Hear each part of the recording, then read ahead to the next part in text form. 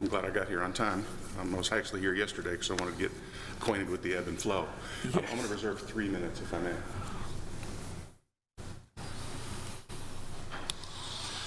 My name is Rich Heinsman, and I'm of the Chattanooga Criminal Bar. Last time I was arguing in this court, it was after a McMinn County jury had sentenced my client to death. Today is a little different, civil, but my client is in custody indefinitely on a contempt finding. Just by way of brief background, and I'm not going to belabor every point in the briefs, but by way of background, Dr. Alex Stratienko is a 70-year-old interventional cardiologist. He's incarcerated at the Silverdale Detention Center in Chattanooga. In March of 2020, an agreed order was entered modifying previous alimony findings, requiring him to pay $8,000 a month for 70 months. He was enjoined from moving funds out of a Schwab investment account in the amount of $448,000. He made, by my calculations, 3 payments on that agreed order, depleted those funds. That's not in dispute against the court's order and injunction. So my colleague and I are not in 100% agreement on the math of what's owed and what's been paid, but I believe in good faith that he has 38 missed payments. That puts him, would have put him $300,000 in arrears, but for some credits to the amount of about 200. I'm using round numbers. More exact figures are in the briefs.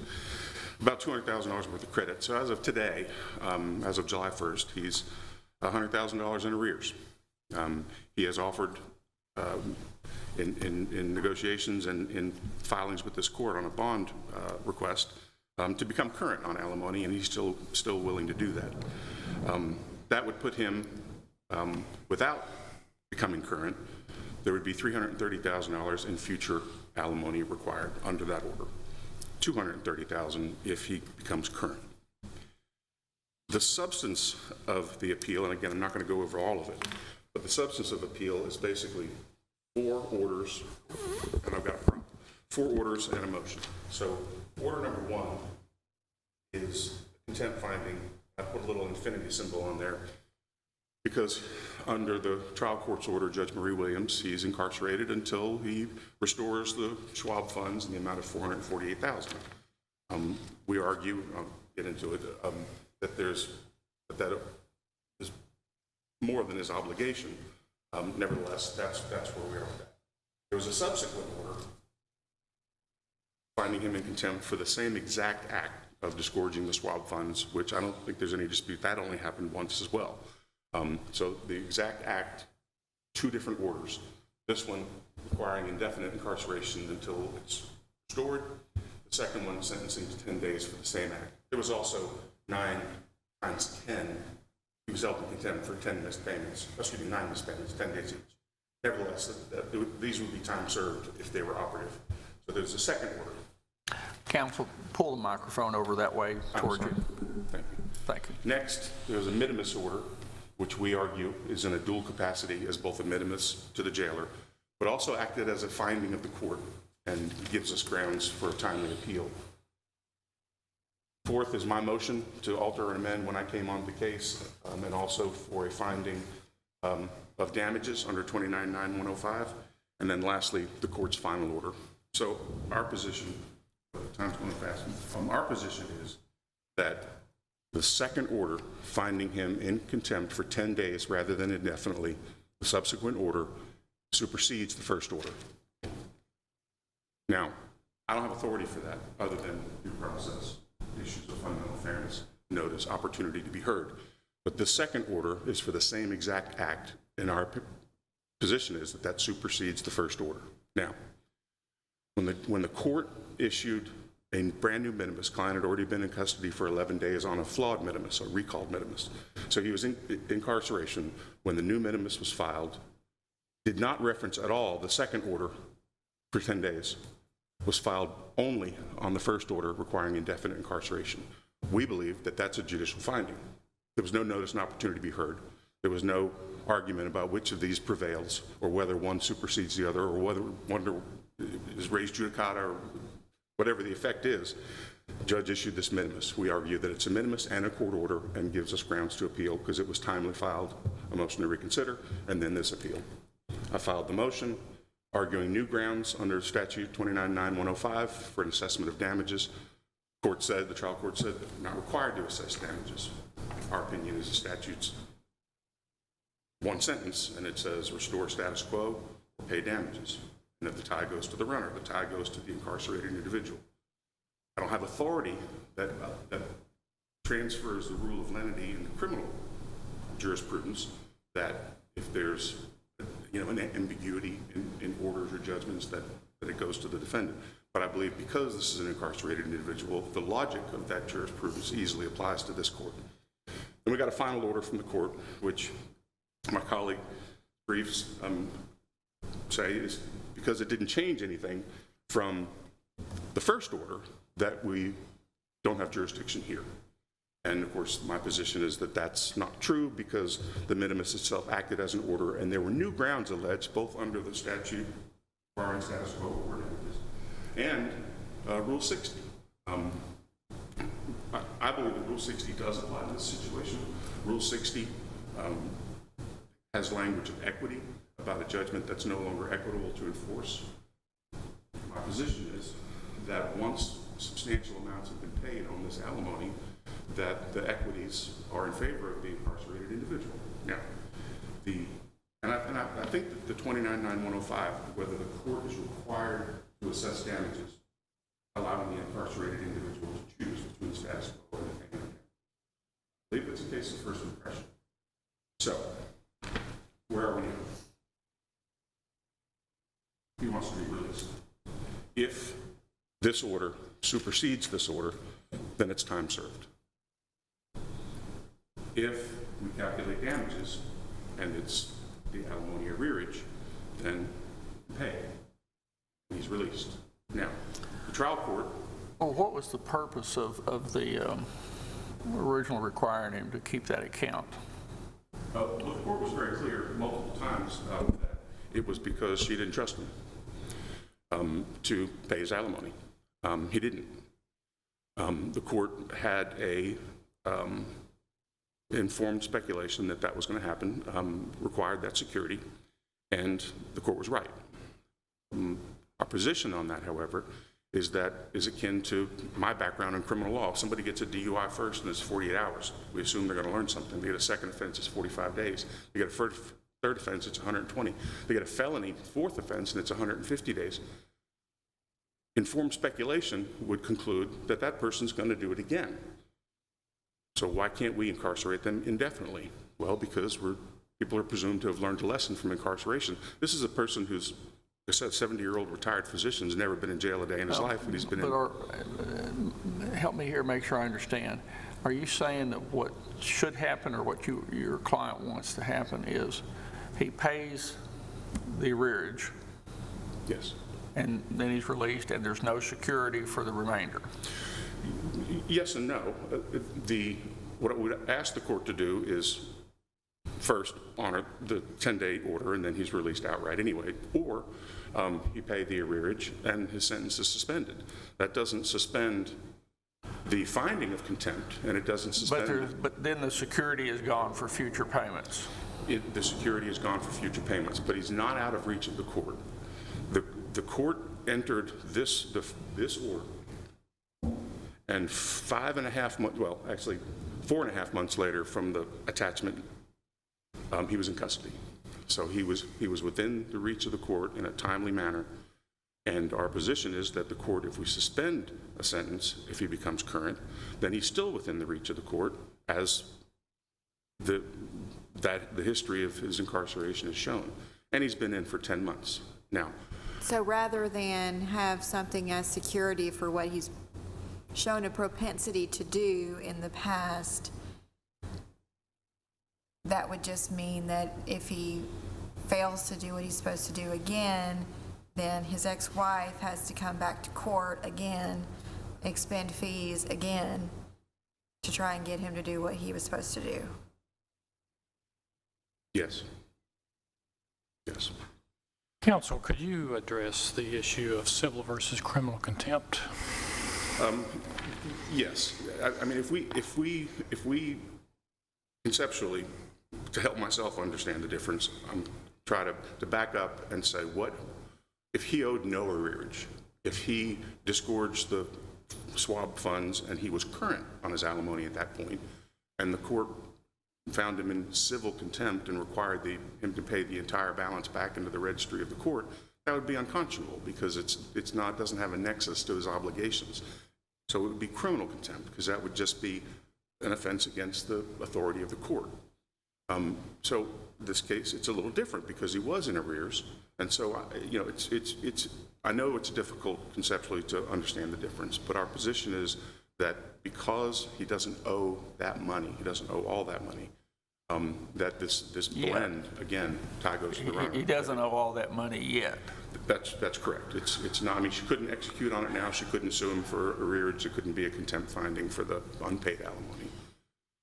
And so our position is that that's criminal contempt. But if this second order supersedes the first one, then that's moot because he's already served this and he's released. So I was in here yesterday watching arguments, and I look up and it says justice and equity, and a layperson would have a hard time understanding that difference. But I think that we do, and I think that the equities under this unique situation, very unique situation, where he's been in custody for all this time in poor health, willing to catch up, I think the equities are that he doesn't need to be serving a life sentence. Well, there's a purge amount, basically not a purge amount, but a purge that could be set, put the money back in the account like he was ordered to do. Yes. In an amount that's much larger than the amount that he would ever owe, because he could only ever owe for alimony about $330,000 less if he catches up. And so the 448 doesn't have, it has a nexus, but it's overstated. We believe his release is warranted under those circumstances. You have your time for rebuttal. Thank you. Here from the appellee.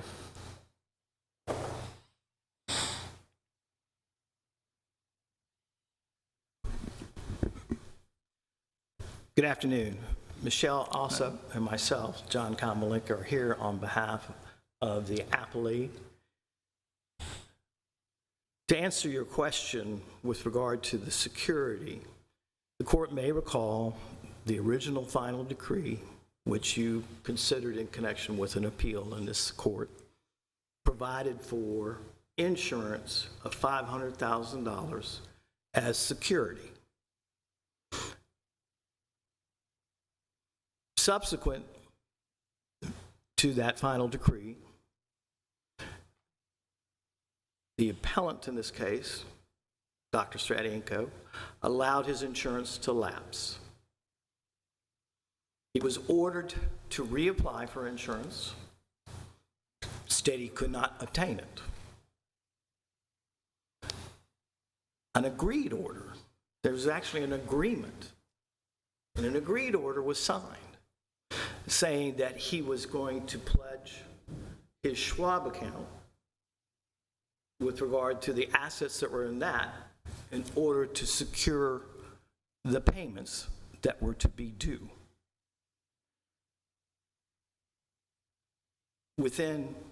After the entry of that agreed order, paid 1 month. And then there was an attempt to put down a restraining order, motion made for restraining order, to restrain him from not removing the funds again from the account, the Schwab account. He moved it. Does the record reflect where the Schwab money went? No. Okay. Unfortunately.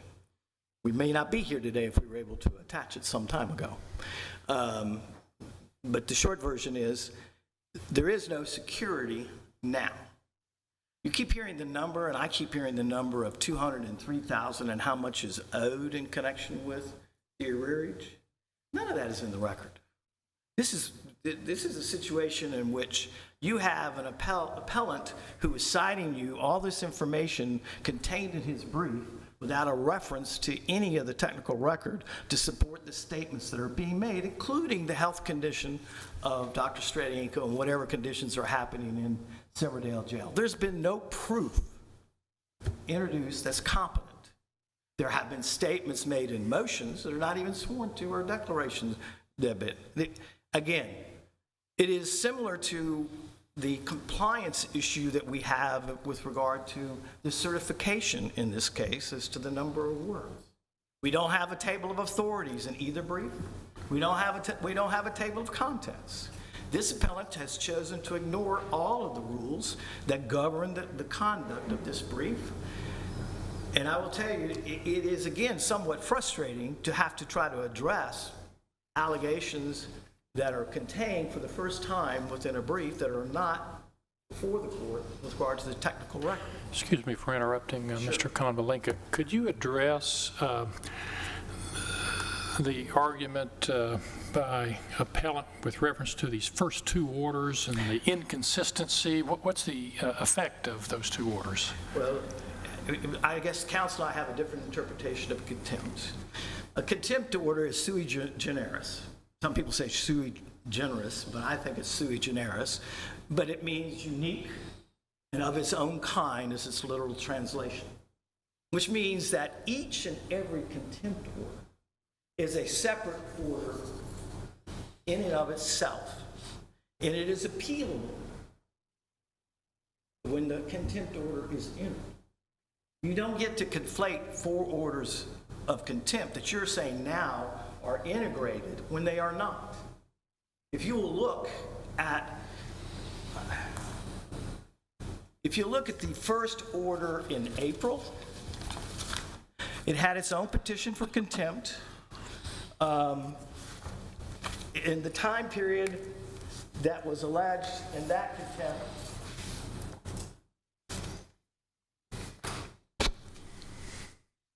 it's the order entered 4/29/2022. And that order was for the time period between the petition was filed June 17th of 2020, and it was heard on August 6th of 2021. And the judge set forth, among other things that are contained in this order, a fairly explicit explanation as to what she's doing. And so, among other things that she said is that he is to, that the Schwab account, 4582, and it would serve as security. It shows the one payment, she mentions the one payment that I referenced. And so she says, in the last paragraph of that order, for the willful disobedience of the court orders, including the February 23, 2021 order, the court orders Dr. Stratienko imprisoned in the Hamilton County Correctional Facility pursuant to TCA 299105 until the financial account Schwab from number 4582 is restored as security, ordered on March 2nd of 2020. Now, what he's referring to is that then there is an order entered on May 5th of 2023. It is that order that was added as a supplement to the technical record in connection with this case, technical record 1 through 5. In that order, again, there's a different petition for contempt, an entirely different petition for contempt that's filed by Ms. Stratienko, and that was heard on May 2022, and it deals with the time beginning in September of 2020. And so there are different time periods. And so she assesses, they keep talking about this request for damages. She assesses the arrearage in the original order as to what was due on that day. She assesses the the contempt arrearage for alimony in the May 2023. In that order, she sets forth a number of things. She doesn't say she supersedes any other order. As I said before, each contempt order is unique. Each contempt order in and of itself is appealable. And these are separate. These are not integrated. To suggest that you're going to be able to conflate four and one supersedes the other is just incorrect. And among other things that she sets forth besides the alimony, and number 5, she says, Dr. Stratienko is in willful contempt of the court for disgorging the Schwab account of the security he was ordered to maintain, and therefore Dr. Stratienko is be sentenced to 10 days in jail for violation of the 3/2020 deal. Now, he's already in jail on the date that this order was entered. He was not in jail on the date that the order was entered, but this was not to supersede. This is just another violation where he has still not done what he's been ordered to do. She's already said before, I got a conditional judgment that says it's coercive, you are to do this. There's been no finding at all that he cannot afford to pay. As she has said, he has the keys to the jail. He has just chosen not to do this. He has it in his mind that he can go back to Florida and abscond and not be subject to attachment or execution. That's the whole purpose for having the security. It doesn't go to my client. It goes into the registry of the court. And she would have to make application if and when she wanted that money. You keep hearing that 200, and I digressed when I was trying to answer your question, but let me come back to that. The judge has mentioned possible credits based upon amounts that have been received, but that doesn't consider the attorney's fees, which he's awarded, doesn't consider the prejudgment interest, doesn't consider the post-judgment interest. We have, as you could see, we're incurring attorney fees as we speak that we're going to try to collect. These are things, there is much more owed than just alimony in connection with this case. You got court reporter, I mean, you got a lot going on in trying to obtain this money for my client. And so to suggest that somehow we're doing something, that money was supposed to be there when there was zero money due. He keeps talking about, well, there's only, once we cure the arrears, there's no reason to have it. Well, that was why Judge Williams made the decision when she did to provide security. That's why in order to resolve the case, and they entered an agreed order, they agreed upon security. He has chosen to violate both of those orders, lapse insurance, not pay the security, because he thinks he can get away with it. It's not because he doesn't have the money. We set that forth fairly clearly in our briefs. He has chosen to do this. He is the one that's holding the keys to the jail. We're not doing it. Did the court find that he had the ability to fund? Yes, yes, she did. Okay. She specifically set that forth a number of times and said he was in an enviable position compared to most people. And so, again, she specifically found that he had the ability to have it, and he had the ability to purge himself quickly. To suggest that somehow, in some way, he's been harmed, it's harm of his own doing, if he has been. But that's not even before you in the record. There have been at least 5 orders of contempt by this court. Chancellor Bryant, in another proceeding where she was assigned the contempts from this court because they dealt with common property that was owned by an entity called Mayvale Properties. We referenced that, and the judge has referenced that in some of her previous orders. There were at least 15, there weren't 15 orders, but there were at least 7 orders providing for 15 instances of contempt. To suggest that somehow he's going to be, once he quote pays his arrearage, which is not the number they're saying it is, because he would have to pay the arrearage. There's also been an award of attorney's fees he's ignoring with regard to the calculation that's being done and the credits that are being done, and he's ignoring the interest that's being done. And so to say that, that fixes this, it does not. We have an individual who has bound and determined, for whatever reason, not to pay his ex-wife. So, there seems to be some confusion about the civil versus criminal. You can have, in the same case, you can have a civil contempt and a criminal contempt at the same time. We've cited that case to you. We've cited that case law to you in our brief. And I will tell you, to suggest just because she put in this subsequent to this order in May of 23 when it was entered, that doesn't mean that she can't do an additional contempt along with a criminal contempt.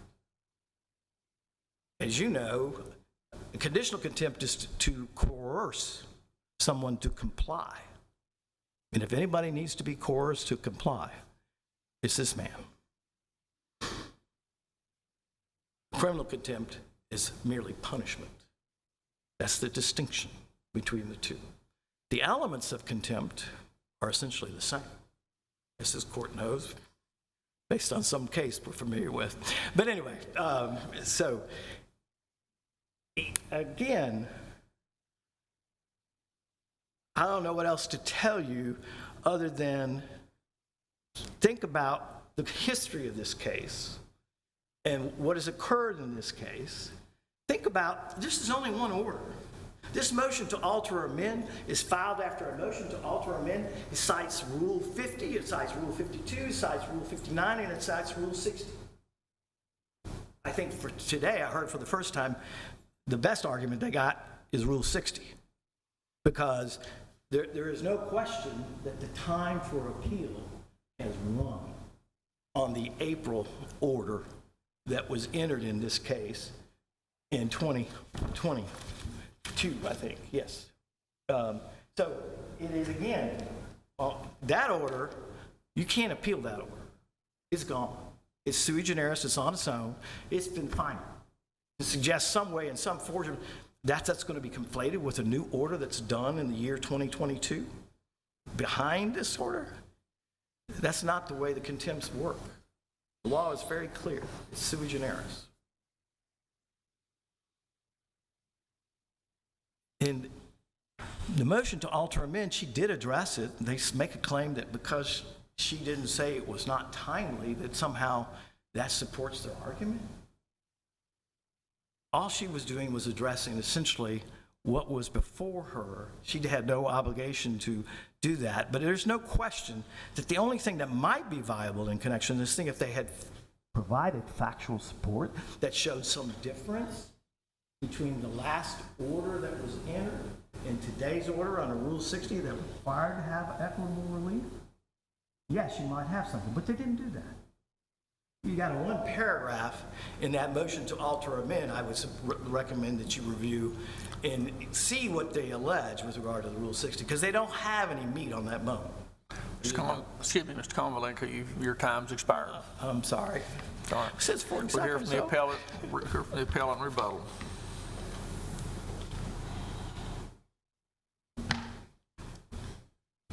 Thank you again.